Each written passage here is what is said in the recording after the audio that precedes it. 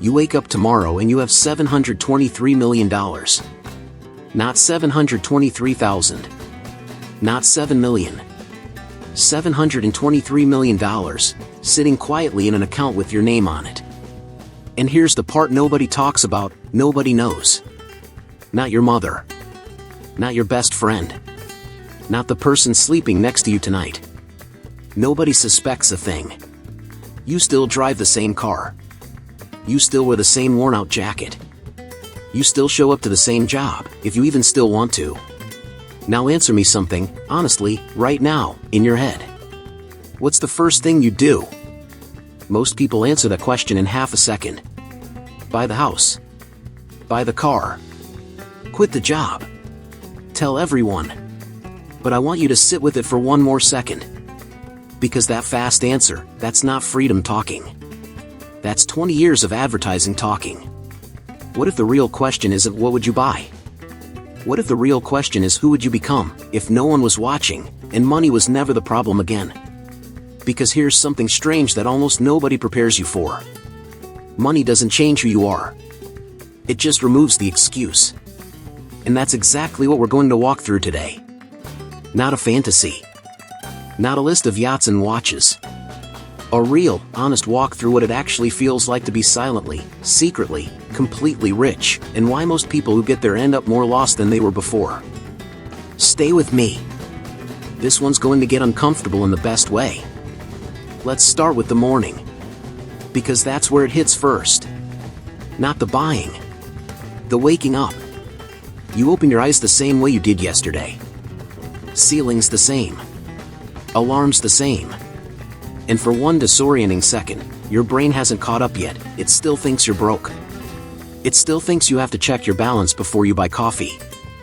That gap, that few seconds where your bank account says one thing and your nervous system still believes another, that gap can last years. There's a quiet psychological term for this, and you don't need the term, you just need to feel it. Most people's relationship with money was built before they had any. Built by watching a parent flinch at a bill.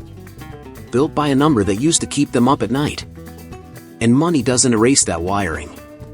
It just sits on top of it, waiting. So here's your first real choice, the one nobody mentions in the fantasy version. Do you spend the next year proving to yourself that you're allowed to relax? Or do you spend it the same way you spent every year before, tense, checking, bracing for a hit that's never coming again? Because $723 million doesn't ask permission to change you. It just waits to see who you already are, and then it makes that person bigger. If you were generous before, you become quietly generous now, the kind that pays for things and never mentions it. If you were anxious before, you become the kind of rich that still checks receipts at restaurants out of habit, money or no money. If you never knew who you were outside of struggle, that's where this gets real. Because struggle was the story. And without it, you have to write a new one. Now let's talk about the people. Because that's the second thing that changes, quietly, slowly, and it stings more than the money does. You don't tell anyone. That was the rule. So on the surface, nothing's different. Same friends. Same family dinners. Same group chat with the same jokes. But you know something they don't. And knowing something the people closest to you don't know, that creates a wall. A thin one, almost invisible, but it's there every time someone complains about rent, and you nod along, holding a number in your head that could change their entire life with one transfer. You'll feel guilty for a while. Not because you did anything wrong. Because you didn't do anything at all.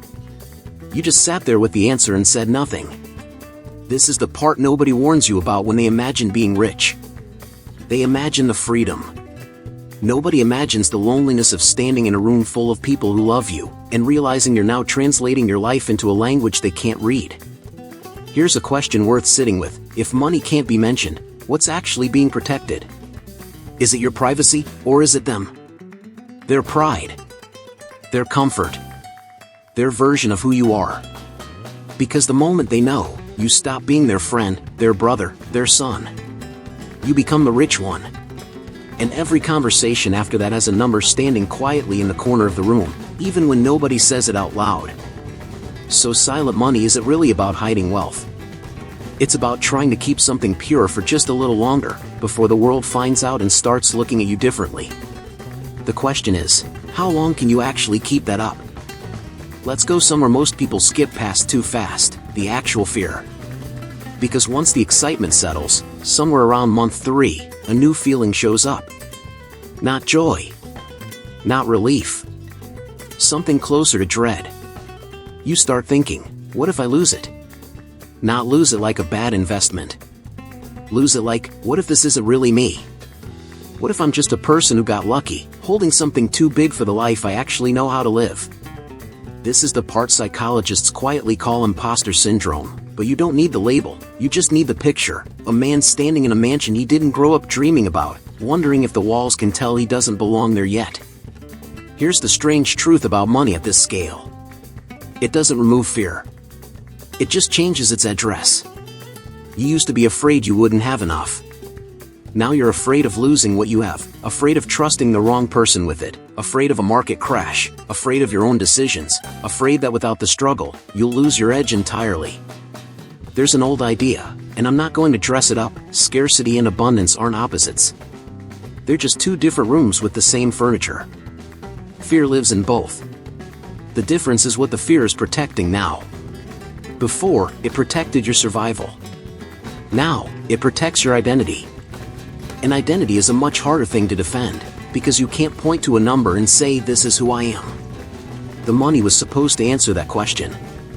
It didn't. It just made the question louder. So if money doesn't answer who you are, what does? This is where most silent millionaires either grow, or quietly fall apart behind closed doors. Because without anyone to perform for, without anyone to impress, you're left with the most uncomfortable mirror there is, yourself, alone, with everything you ever said you wanted. You said you wanted freedom. Now you have it. And freedom, the real kind, the kind with no boss, no clock, no bills demanding your attention, freedom is quiet. Almost too quiet. Some men can't survive that silence. They fill it back up with noise, new toys, new chaos, new problems they don't actually have, just so life feels like it's happening to them again. Here's something worth saying plainly. Purpose was never supposed to come from money. Money was only ever supposed to remove the obstacles between you and the purpose you already had, or the purpose you were too tired, too scared, too broke to go chase.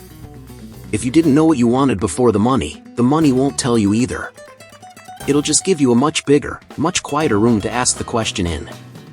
This is why so many people who suddenly get rich, lottery winners, early crypto millionaires, athletes with one good contract, end up right back where they started within a few years. Not because they're careless. Because nobody ever taught them how to sit still inside abundance. They only ever knew how to survive scarcity. Surviving and building are two completely different skills. And money, real money, silent money, it doesn't ask if you know the difference. It just waits to find out. Now, here's where it gets practical, because all this reflection means nothing if you don't know what to actually do with $723 million sitting in silence. First thing, and this is the part almost every fantasy skips, you don't touch most of it. Not because you're scared. Because you're smart. The money that changes your life forever isn't the money you spend. It's the money you never have to think about again, working quietly in the background while you live. You set aside enough to never worry about a bill again, paid off, structured, boring, untouchable. That's not the fun part. That's the foundation. Then you separate a small portion, small, relative to the whole, to actually feel the freedom. A better home. Better health. Time back. Not because you're showing off. Because you earn the right to stop bracing. And the rest, the real weight of it, goes to work. Quietly. Diversified. Patient. Growing in rooms you don't have to enter every day. Here's the part that matters more than any of it. Silent wealth isn't about hiding money from people. It's about protecting your decision-making from your own emotions. Because the moment everyone knows, everyone has an opinion. Family needs help. Friends have ideas. Strangers have requests. And every single one of those voices pulls you further from clear thinking.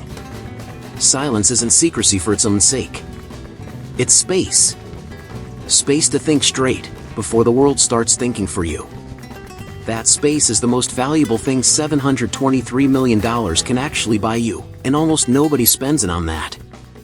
If you're still here with me at this point in the video, do me a favor, hit subscribe and come back every day, because this is exactly the kind of conversation we have around here, the ones most people are too busy, or too afraid, to sit through.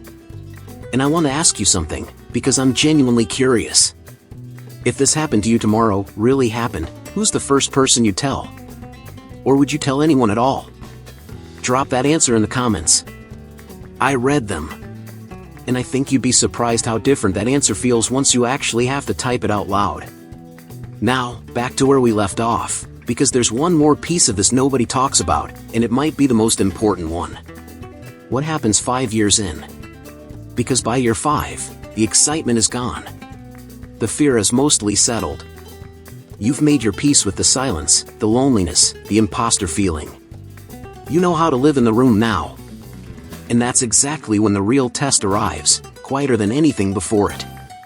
It's the morning you wake up, and for the first time, you don't think about the money at all. Not because you forgot it exists. Because it finally stopped being the main character of your life. That's the moment almost nobody warns you about. Not the moment you get rich. The moment you stop noticing that you are. And what fills that space, once the money stops being loud enough to think about, that's the actual answer to who you were always going to become, with or without the $723 million. So let's go back to where we started. You wake up tomorrow. $723 million. Nobody suspects a thing. Same ceiling. Same alarm. Same 5 seconds where your brain hasn't caught up yet. Except now you know what that 5 seconds actually costs you, if you let old wiring run the rest of your life on autopilot. You know the wall that goes up between you and the people you love, the second you start holding something they can't see. You know the fear doesn't disappear, it just changes its address, and waits to see if you'll notice the move. You know the silence isn't empty. It's a room. And what you build in that room, with nobody watching and nothing to prove, is the only part of this whole story that was ever actually about you. The money was never the twist. You were. It just took $723 million sitting quietly in an account for you to finally have no excuse left. So here's the only question worth taking with you tonight, long after this video ends. If nothing was stopping you, not money, not time, not anyone's opinion, who would you already be, right now, today? Sit with that one. If this video made you think, even for a second, hit that subscribe button, it genuinely helps the channel grow, and send this to 5 people who need to hear it today. Not 5 people who'd enjoy it. 5 people who need it. Leave a comment below, an honest one, not a polite one. Tell me what this brought up for you. And tell me what we should talk about next. I'll see you in the next one.